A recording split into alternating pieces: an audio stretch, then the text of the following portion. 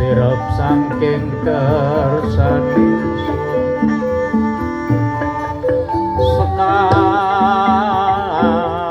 sekar kawi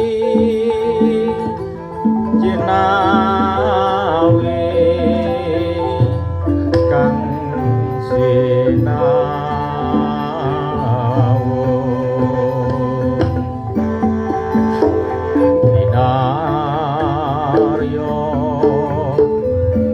resmine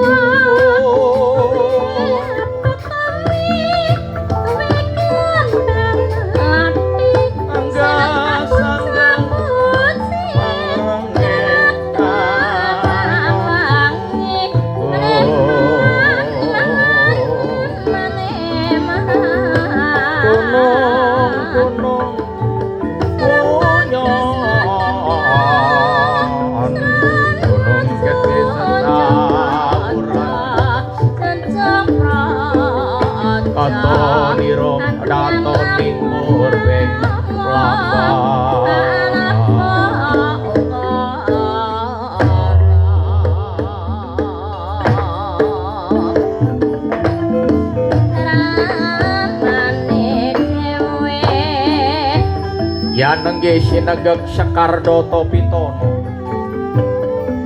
Sekar pauneng-uneng jantur negari pundi Inarya kangge bebukaning cariyos sedalu mangke namung anyarya saged gelar negari pusar bumi ingkang kinarya purwaning kawi.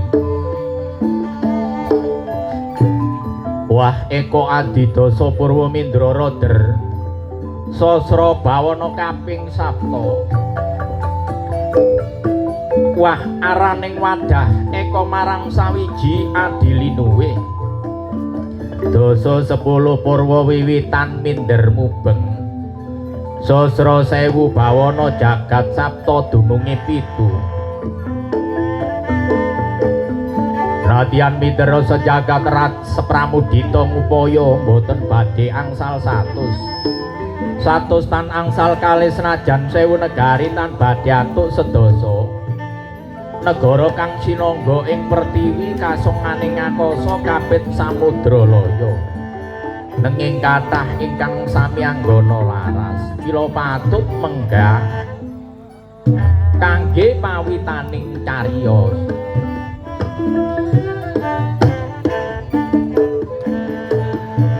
Bila sinebataken negari pusar bumi tandha yekti ing mriku papan sramaning para denawa jim setan priprayangan gandarwa tek-tekan siluman ilu-ilu bekasaan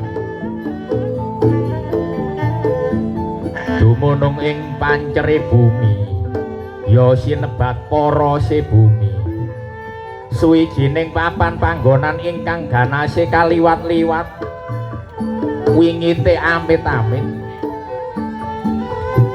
menawi saatas jalma ingkang abadan kasar wantun ngambah negari pusar bumi kapara tamtu lebur tanpa dadi dasar negari pusar bumi aning jagat samar pramila dat katon ya dat boten menawi kadulu srana netra blaka ingkang ketingal namung wujude jurang ceruk sing dudu jerone remu-remu soroting Sang Hyang Pratangga Patih labet kalinglingan lari ing mega cemeng ginubet pedhut ndadosaken surem soroting tan ana padang-padange namung ketingal lamat lari ing guwa tinebing watu gilang cinampuran watu gamping jinajar pindha samudra sela lemah padas bengkah nelane sak jangkah-jangkah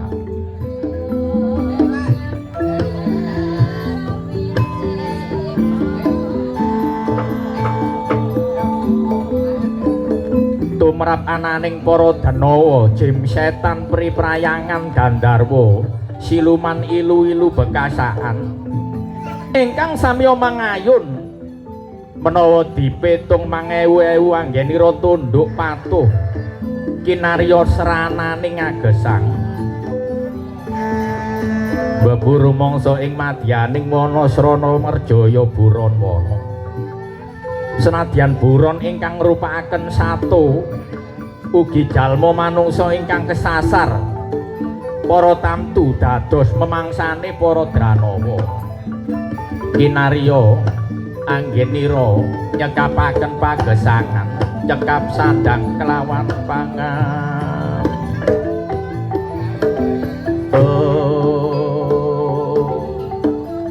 sinegeg kawiyananing negara kocapa sinten ingkang mengku dewa kaprabon negari pusar bumi ana Pranceka Suradranawa rambatane kayu paloga prameswarining widodari ana endanging piyayi wadon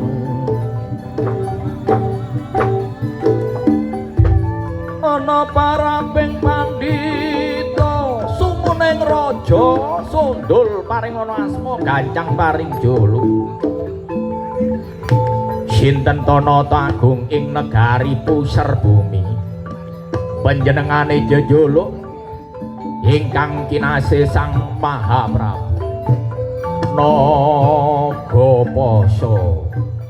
asmane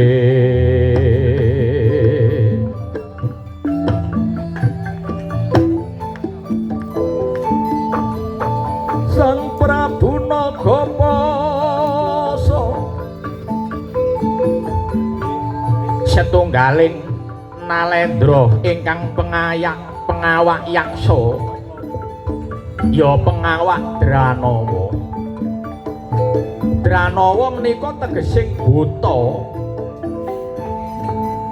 nanging ndarbeni sirah utawi mustaka naga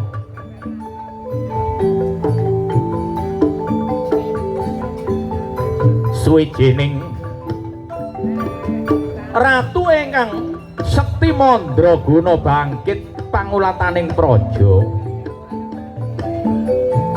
dibya kang apunjul sugeng elmu jaya ngawijayan pilih tanding kanane pramila aja cancak sipating jalma manungsa senajan to jim setan priprayangan ilu-ilu bekasaan miwah para dewa kedhik ingkang saged mimpang dhateng kelungitaning Sang Prabu Nagapasa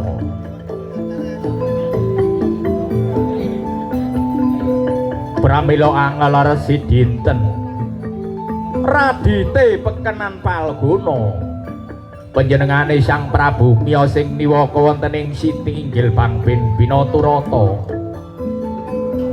pinarak dampar denta pinatik nawaretna pinalipit sarwa kencana lemek babut prang wedani Cinandra ing wida jebat kasuri sirebaran sari-sari Sang Prabu ngagemah kutha kencana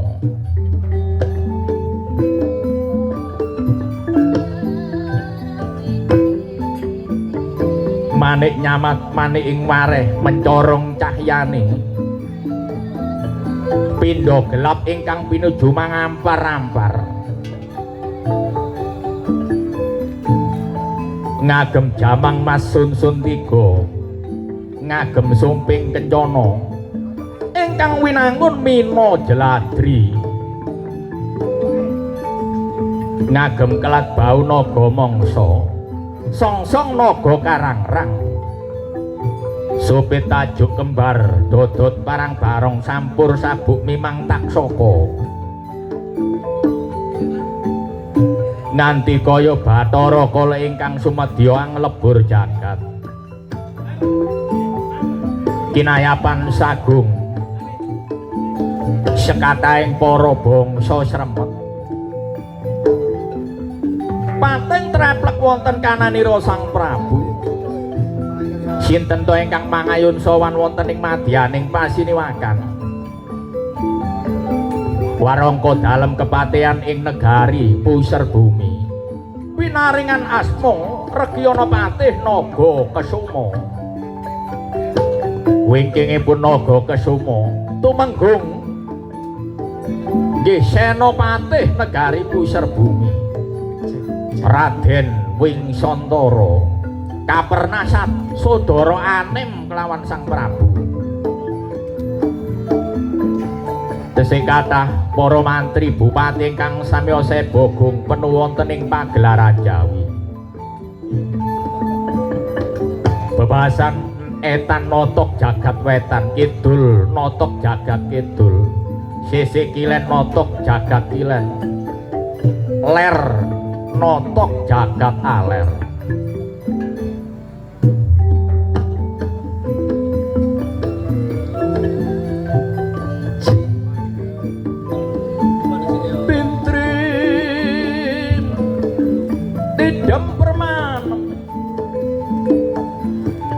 Datan ana sak bawaning walang alis senajan toron-ronan datan obat. Samirana datan lumampah ingkang kapiyarsa saking Mandrawa. Namung swarane para pradonga binarung, swarane adi prikriya gemblak kemasan pandhe kang sami nyambut karya. Ana teka pating calengklung, ana teka pating calengkling timbal ganti Amandya Raga. Datan ana kawontenaning jalma ingkang wantun ngendika sekecap-kecap tandha pusar bumi gedhe wiyanane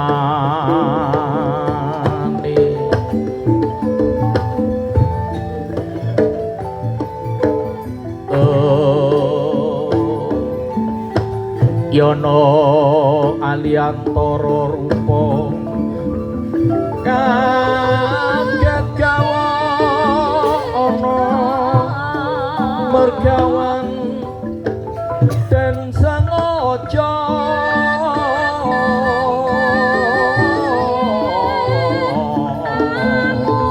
mring tingkaino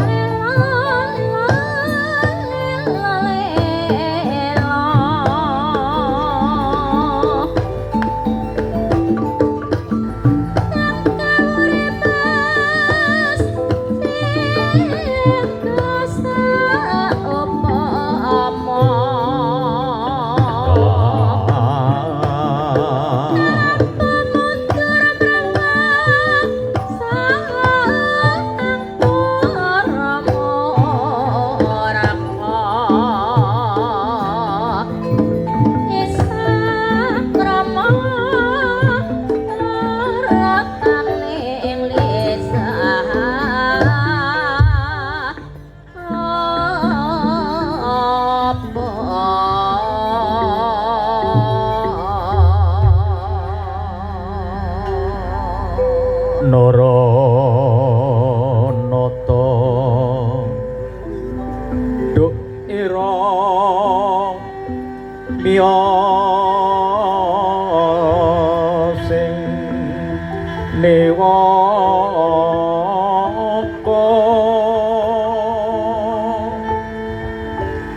sineba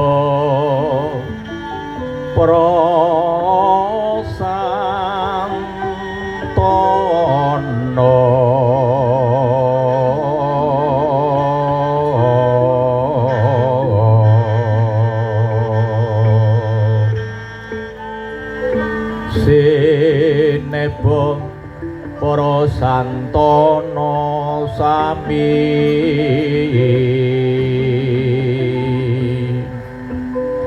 kang sumiwit munggeng ayo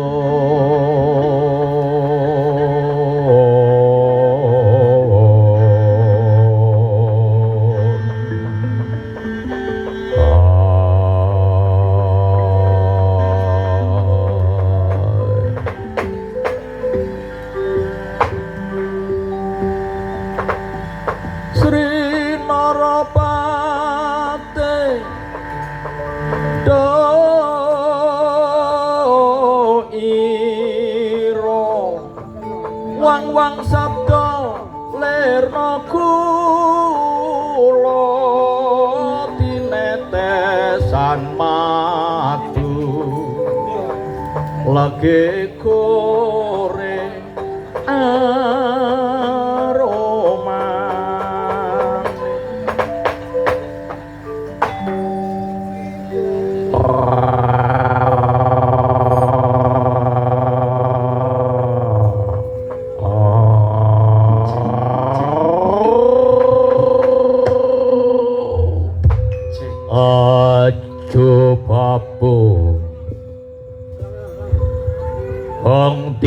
Kala Lodra Mas Patih Raja Dewa donya bandaku ya donya bangku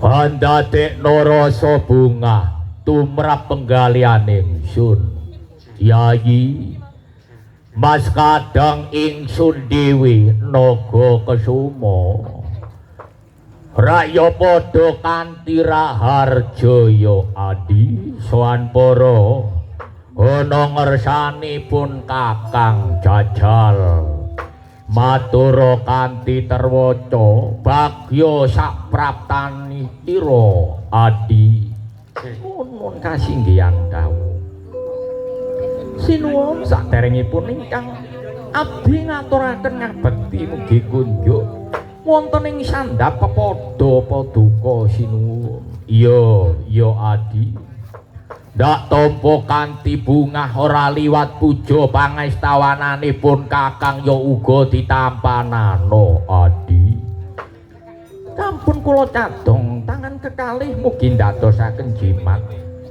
ingkang langkung paribe sinuwun iya syukur mangayu bagya begja kumayangan dikepenakno anggen para lelungguhan luwih dhisik ya adi singgihan dateng dawuh dalem sandika sinuwun rumaos boten kirang-kirang sekeca pinarakipun ingkang abdi Mas dulurku dhewe Mas kadang anom ingsun Ming Santara adi raya padha kanthi raharjaya dik sowan para ngersanipun Kakang Jajal matur kanthi terwaca ndak tinglingne kernaning sun ndak anglungne jangganing sun gaya-gaya para pantes nrimo sabdaning sun adi inggih kasinggihan dawuh sinuwun sawanipun ingkang abdi ngaturaken ngabekti mugi kunjuk wonten ing handap pepadha ya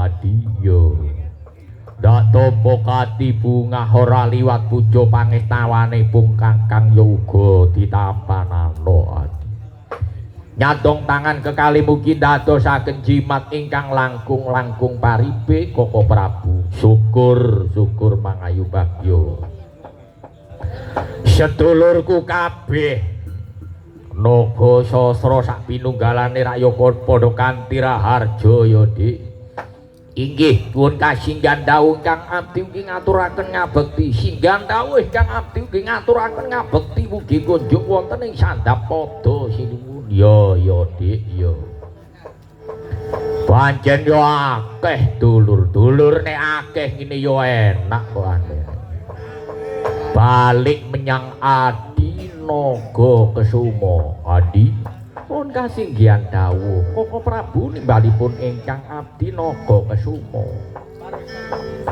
ngene yo adi sengaja pun Kakang dina sak mengko ngetapno para sentananing praja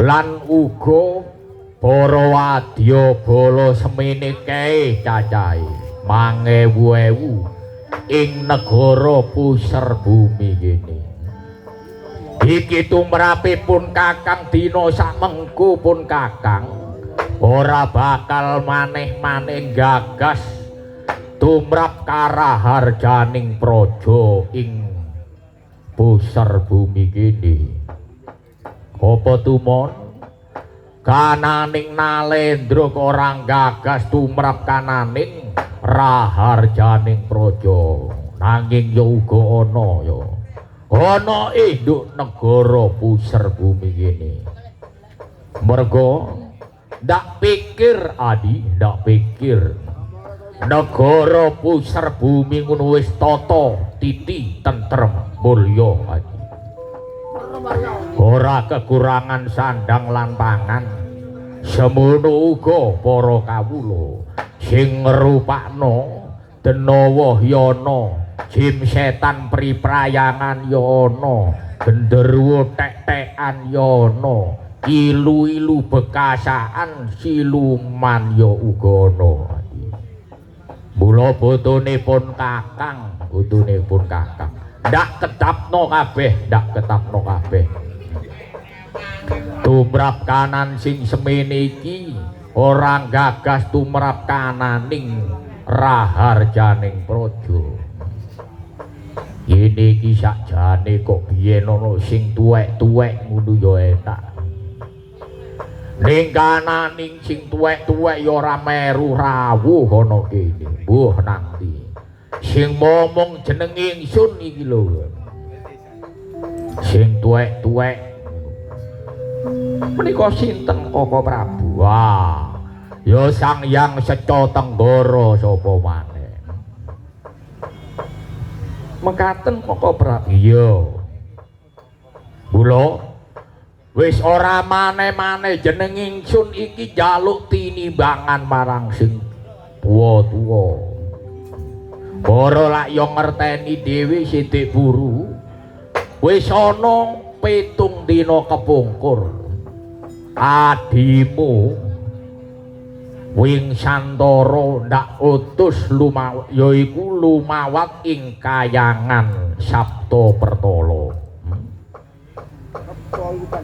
Kayangan Sabta Pertala ngelamar putrane Bukulun Hyang Hanantaboga.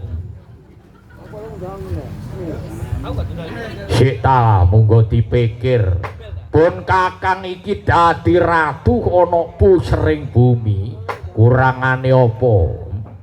Lungit ya wis, sugih donya brana ya wis, mandar-mandar kawulane pun kakang. Kawulane jeneng ingsun iki ora mung sak bangsa ngono bloko, nanging warna-warna. Pun kasinggihan dawuh lajeng werdinipun kados pundi Koko Prabu? Wah, kok bisa-bisane dong-dongane urusan wong wedok kaya gak judul-judul urusan iki. Kanane urusan wong wedok nglamar kaya ditampik karo Bukulun Hyang Antaboga. Wah, kok iki kebacute. Gak ngono ning naga gini ku arep dirabi dhewe kaya apa karo Bukulun Hyang Antaboga.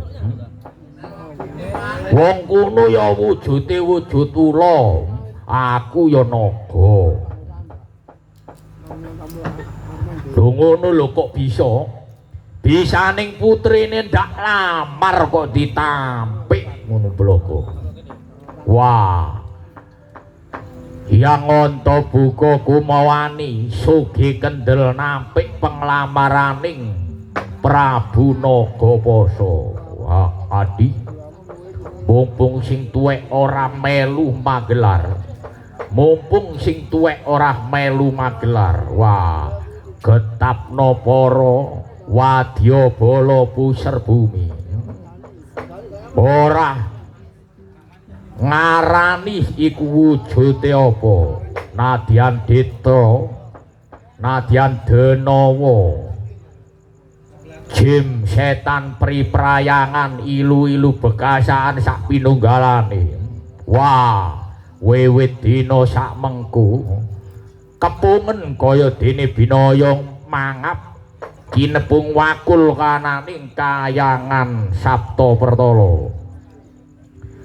Gawe sing kena den arani Putri Boyongan ora diwulungna kananing Ni Dewi Nagagini. Wah, gawe karang abang kananing kayangan Sabta Pertala. Pun kasinggihan dawuh Koko Prabu menawi kados mekaten dinten menapa pun ingkang abdi badhe lumawat wonten ing kayangan Sabta Pertala. Goblok ya dina iki aja disemayani maneh-maneh. saiki budal ana kayangan Sabta Pertolo pun kasihan kamu.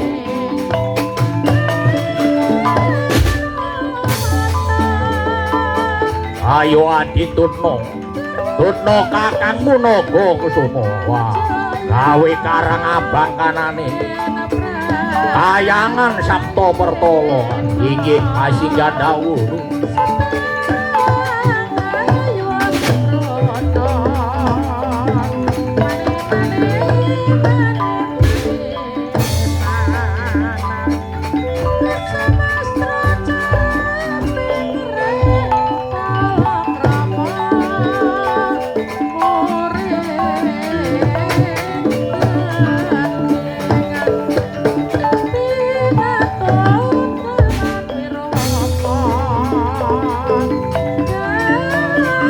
Ayo Tutno, Ragu Candra ku tak nyuwun marang Gusti Kang Namungku ya. Ban Tutno wong kaya aku, Ban.